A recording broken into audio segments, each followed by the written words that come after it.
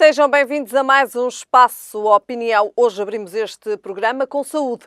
Crianças e jovens sem médico de família atribuído. Falamos de política. Marcelo usou o veto político para a mudança de sexo não ser aos 16 anos. Ainda na política, CDS quer transformar antigos hospitais em casas com rendas acessíveis. É a proposta. O Bispo do Porto fala sobre a eutanásia. E na política internacional fazemos uma análise ao ano de mandato de Macron. São então estes os temas que temos hoje em análise no Espaço Opinião e comigo em estúdio tenho César Oliveira. César, obrigada desde já pela sua presença. César, começamos precisamente então com a notícia que hoje é tornada pública, uma notícia então avançada pelo Jornal Público, precisamente mais de 136 mil crianças e jovens não têm médico de família. É uma situação grave, é uma constatação grave, dado que realmente em setembro foi instituído um programa que obrigava, ao registro das crianças nos centros de saúde para ter um seu médico de família, no caso concreto agregado à sua mãe ou ao pai conforme a titularidade do bebé, ou o mais conveniente, mas a partir realmente de 2016 foi instituído isso. Ora, não se tem cumprido, e ao que se diz, e mais que isso, é que agora recentemente registou-se, desde o início do primeiro trimestre do ano, mais 1000 bebés sem terem o médico de família atribuído. Portanto, andam ali, quando se é recomendado que até aos 5 meses tem que haver um cuidado muito apertado com os bebés, com as crianças, deixa-se ficar as crianças sem médico de família. É preocupante, César Oliveira. Muito preocupante, e, portanto, essa é uma situação que decorre ao que é dada a justificação do governo anterior que criou este programa, este governo que o implementou numa fase oficial, e diz que não se pode fazer isso porque há falta de 400 médicos ou coisa assim do género. Ora bom, muito bem. Realmente ninguém pode fazer omelete sem ovos. Agora, o que não há dúvida nenhuma que se percebe no contexto da saúde nacional, nomeadamente, é que há muitas insuficiências na área da saúde e há, sobretudo, uma que é a sublotação de serviços que são atribuídos aos médicos, que os distrai, nomeadamente, aliás acontece noutras áreas da saúde, que podemos falar, que os distrai e os impede de eles fazerem serviços que são destinados à população. Quer dizer, um médico estar a fazer serviços administrativos ou dentro de um hospital, por exemplo, estar encarregado de um setor de logísticas ou coisa assim do género, é uma coisa absurda. É absurda, mas acontece isso multiplicado por montes de hospitais e centros de saúde que existem no país. Se calhar estamos aqui a falar das tais centenas de médicos que fazem falta a este programa, por exemplo, para não dizer aqueles de doenças de risco, como sendo o cancro, também, não é? Temos hoje também uma notícia que foi tornada pública, que o Hospital de Santa Maria tem aqui, então, algumas insuficiências para tratar doentes com doenças oncológicas. É outra das questões também que é preocupante. É muito preocupante, além da insuficiência de meios e de instalações, porque é o caso de Santa Maria, e que, de facto, está a provocar atrasos nas operações.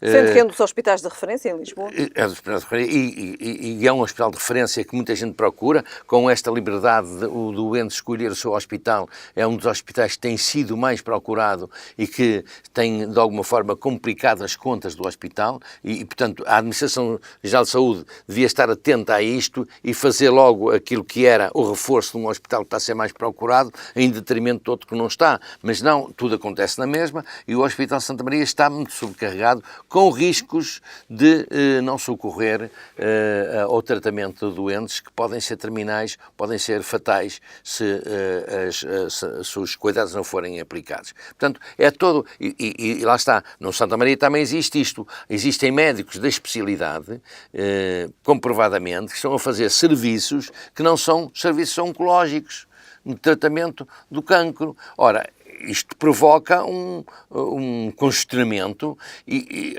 além do congestionamento, provoca, se quisermos, uma má aplicação de uma classe que faz falta em muitas áreas, não é só no cancro, mas também, por exemplo, nas crianças.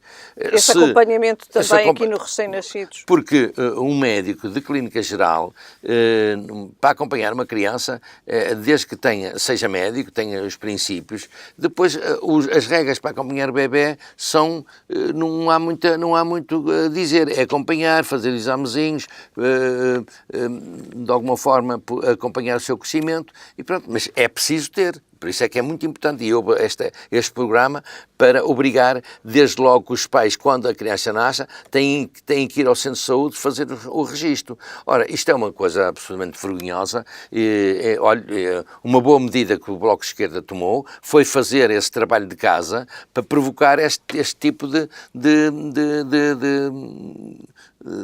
declaração, nomeadamente ao público em geral e à Administração de Saúde, ao Ministro, nomeadamente, porque andou a fazer um inquérito nos centros de saúde. 55 agrupamentos de saúde. Pronto, há 55 agrupamentos de saúde. Veja quantos é que não foram feitos e que estão nas mesmas condições, não sei se está a ver. Portanto, eu acho que é uma vergonha, se quisermos, uma vergonha nacional isto estar a acontecer, porque as nossas crianças são o bem mais precioso que nós temos. Não é? Implicações desta falta de médicos de família para crianças e jovens? E jovens, o problema é que também não é só as crianças. São crianças e jovens. E jovens, e estes milhares que referiu são também jovens até aos 18 anos, que também eles precisam de acompanhamentos, nomeadamente, e aconselhamentos. E isso, não tendo um médico de família com quem eles se relacionam e também têm cumplicidades. Porque um jovem precisa de um médico, não só como médico, mas um cúmplice das suas alterações, não é? E o médico de família é muito importante. Eu sei, felizmente, os meus filhos tiveram um médico de família e têm, e eu sei muito bem as cumplicidades que eles próprios e o médico tinham com eles. Portanto, que é muito importante para o crescimento, para a observação da sua saúde e até dos comportamentos. Portanto, acho que o Estado, a saúde precisa de levar um safanão, sinceramente. Penso que aligerou-se muito. Não basta falar só que é preciso um Serviço Nacional de Saúde. Não basta só falar de saúde. É preciso dotar a saúde dos meios, quer humanos, quer técnicos, para que a saúde seja bem implementada. É preciso fazer investimento público na área da saúde. Exato, muito investimento público. Não há dúvida que temos que ser justos, que a nossa saúde, ao nível europeu, é um dos sistemas mais bem cotados. Mas sabemos que está à nossa mão uma melhoria ainda mais qualificada e, sobretudo, dar meios aos profissionais, aos enfermeiros e aos médicos e aos auxiliares, para eles fazerem um serviço que eles próprios já fazem e é reconhecido da excelência no mundo e na Europa. Portanto, é preciso o investimento que o Estado tem que priorizar. Não pode estar a pensar na saúde em termos de números, tem que estar a pensar na saúde como um serviço absolutamente indispensável para o cidadão, para um país. E, de facto, notamos que de ano para ano a saúde é cada vez mais um tema recorrente e muitas das vezes não pelos melhores motivos. Helena, é assim, nós pensamos, a senhora e eu pensamos sempre naquilo que é a nossa saúde e dos nossos. E muitas vezes, quando acontece um problema, nós deixamos tudo para tratar a nossa saúde ou dos nossos, não é? Portanto, é a primeira prioridade das prioridades de um ser humano. E, portanto, também tem que ser a primeira das prioridades de um governo, não é?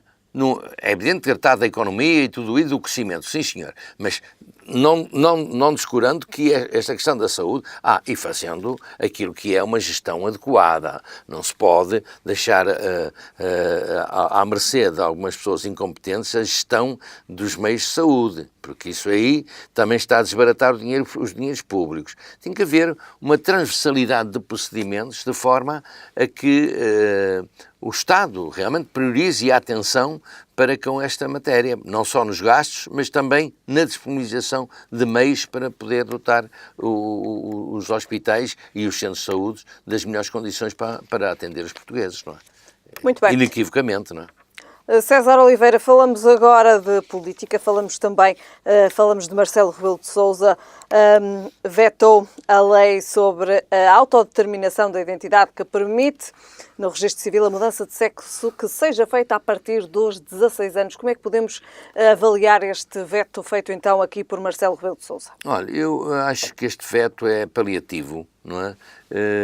O Presidente da República sabe que o veto, pronto, é um veto pedagógico, não é? O que é que ele fez, como é que tem feito em relação a outros vetos.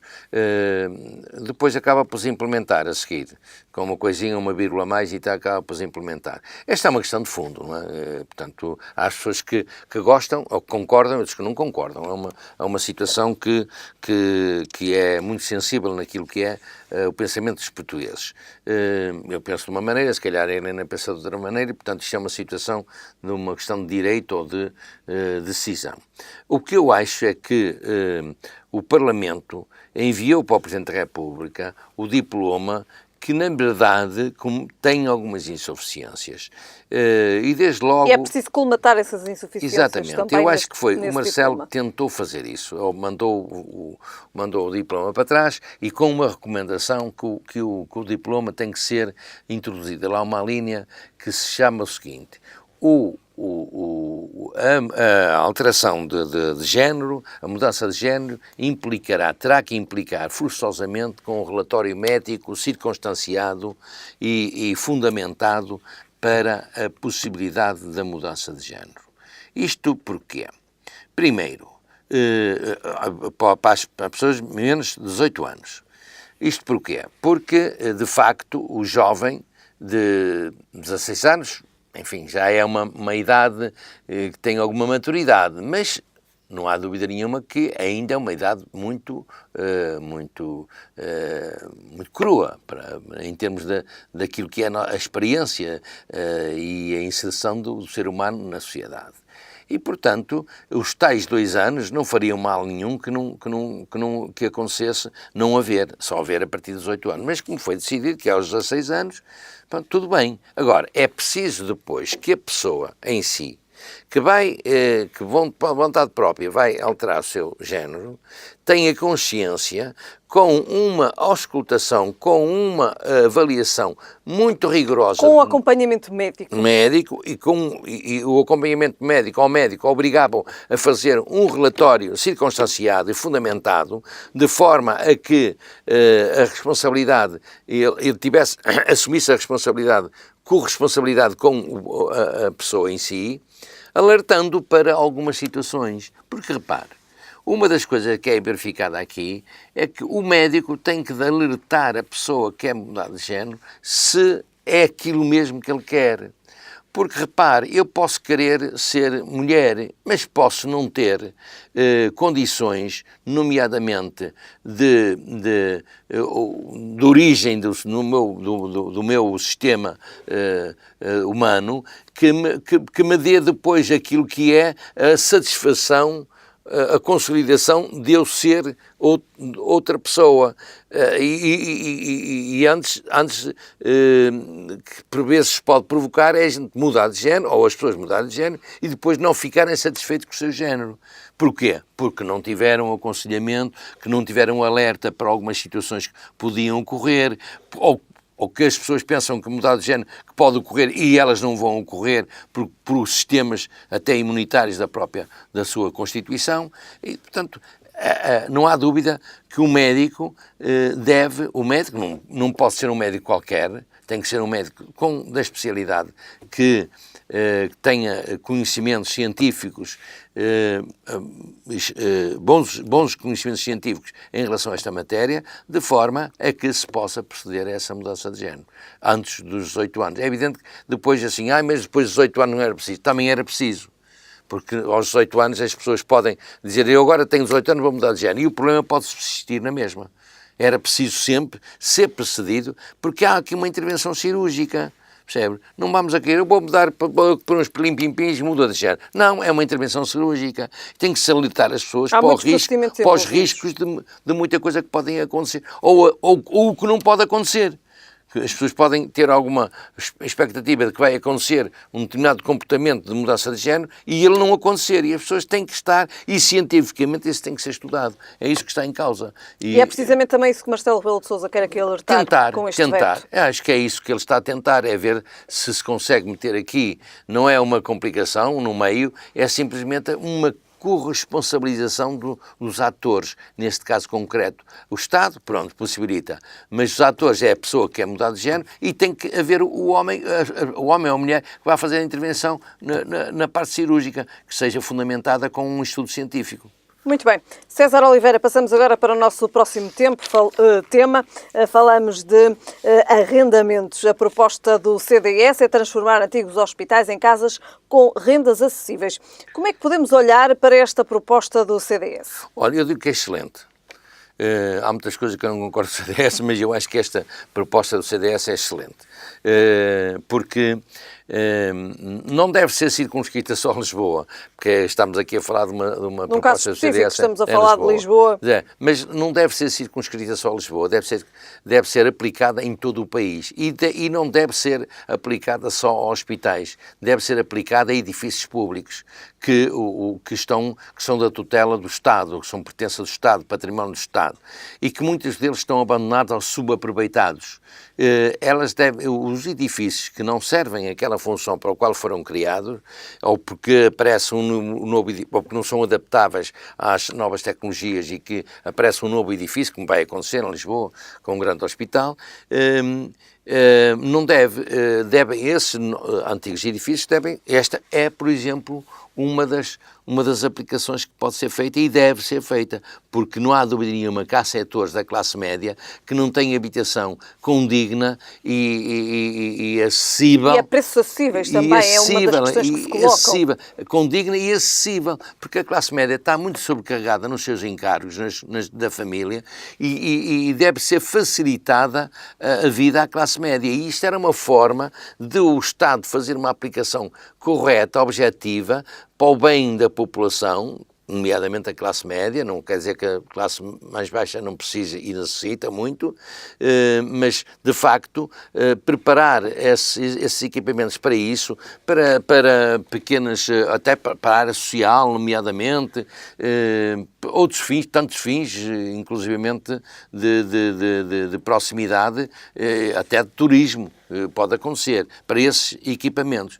Ora, essa proposta que o CDS faz, parece-me, por isso classifico de excelente, porque é uma boa medida que se pode ser aplicada pelo Estado, para as respectivas câmaras, mas como Estado tutelar, poderia vir aqui a resolver o problema do arrendamento e da questão imobiliária. Do arrendamento imobiliário, que há neste momento alguma falta. E depois ainda resolvia um outro problema, que era o problema do ordenamento do impacto paisagístico.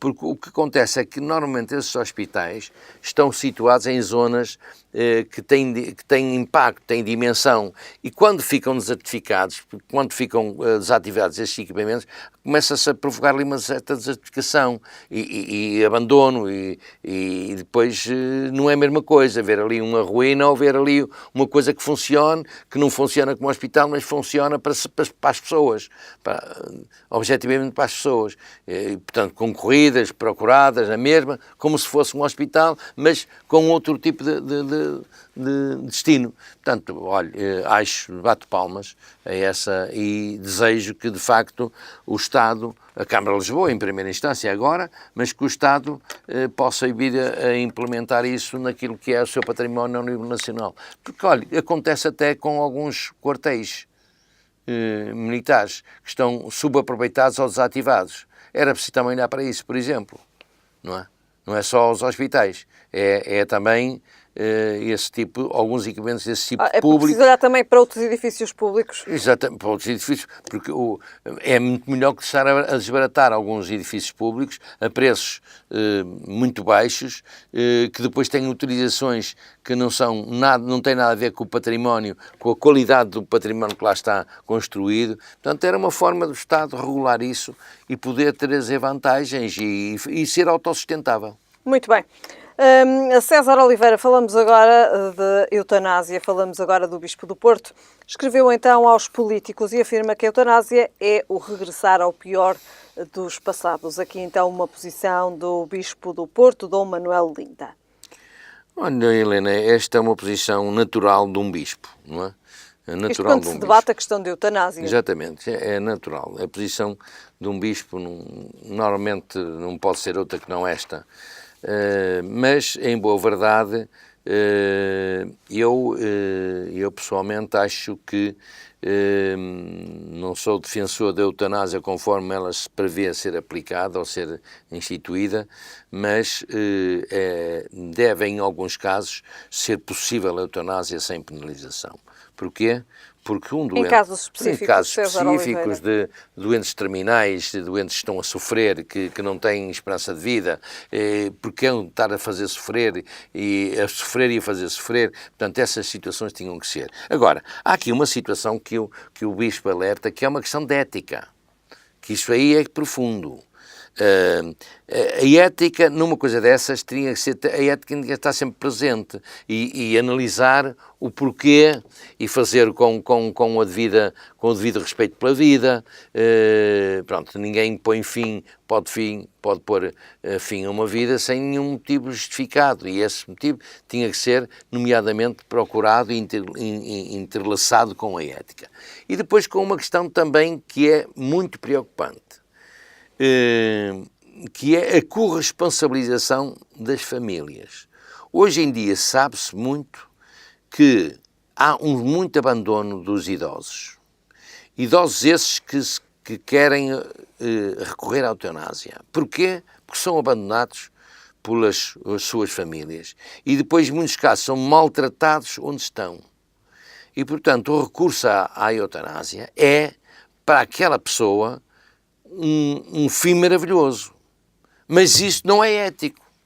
Nós não podemos estar a sancionar uma coisa destas, porque nós temos é que possibilitar àquela pessoa a que lhe tire a ideia da eutanásia.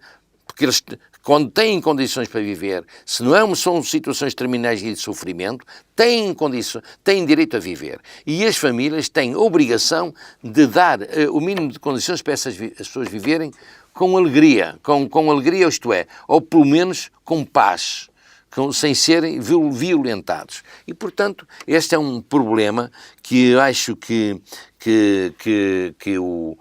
o Bispo tocou, o caso da pobreza e do abandono das famílias, tocou, que se interliga com isso. Portanto, é um alerta, escreveu aos políticos, bem escrito, que é para eles, primeiro, aqueles políticos que têm os pais, às vezes, abandonados em situações e andam para aí a flautear e têm os pais abandonados sem nenhumas condições, nem ligar nada a eles. Portanto, chamar já a própria consciência, que há muitos. Mesmo os que cuidam bem de chamar a atenção da sociedade e criar essas regras. É um problema, e criar uma regra que é absolutamente indispensável, que é a ética para a aplicação de uma lei destas. Muito bem. César Oliveira, falamos agora do nosso último tema, falamos de política internacional e analisamos, assim, é que é um ano de mandato de Macron à frente dos destinos da França. O mais jovem Presidente da República da França. 40 anos, é um jovem realmente, e de facto o que se constata é que mais de 50% dos franceses não terão satisfeitos com Macron, mas se calhar daqui a algum tempo essa percentagem pode alterar-se, se ele continuar a ser determinado e a implementar reformas que são precisas,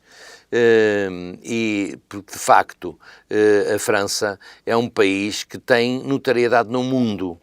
E, de facto, antes de Macron, a França estava a perder relevância no contexto mundial, na economia, nomeadamente. E ele tem estado a fazer, é evidente, implementando uma economia liberal, que é o que as pessoas de esquerda mais contestam, e que se calhar fazem aquele peso de balança mais de 50% que não são satisfeitos com ele, mas ele está num ano de mandato. ele já provou que é um tipo determinado e muito ágil. Acusam-no dele não ser próximo das pessoas, mas é muito fácil aproximar-se das pessoas. É jovem, é um tipo jovem, já se vê o que é muito hábil. Jovem político. É um jovem político e é muito hábil, já se vê o que é muito hábil, mesmo a lidar com situações difíceis, ele às vezes dá um passo à frente, dá um passo atrás para dar dois à frente, tem-se verificado isso. Eu pessoalmente acho que ele pode vir a ser uma surpresa nos próximos anos de mandato e pode consolidar-se à frente da França, que é importante que assim aconteça. Um homem que tenha, jovem, com certeza, não há problema nenhum, por ser 40 anos, César. não pode ser nenhum óbice para um homem de 40 anos, ser um chefe de Estado de uma potência mundial. Pois, até é bom que assim seja. A aproximação da política aos jovens. Aos jovens, exatamente. Muito bem, César Oliveira, terminamos então aqui a analisar um ano de mandato de Macron, então, à frente dos destinos da França. Voltamos a ver-nos na próxima semana. Obrigada, César. Boa semana. Da saúde à política, passando pela sociedade e analisando hoje a política internacional, foram então estes os temas no Espaço Opinião. Regressamos amanhã.